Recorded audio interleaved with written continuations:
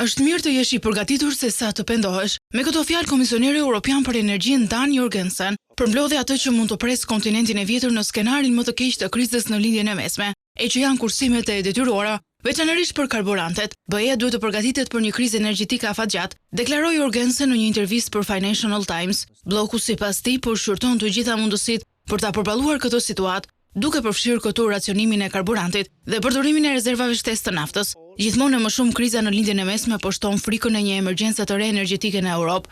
Jorgensen nënvizoi se produktet më të rrezikuara janë karburanti për avion dhe nafta, ndërsa situata mund të përkeqësohet në javët në vijim. Në disa vende sa kaq masat kanë nisur tashmë. Slovenia ka vendosur kufizime në furnizimin me karburant, ndërsa në Azi janë ndërmarrë hapa si kufizimi i përdorimit të makinave dhe shkurtimi i javës së punës.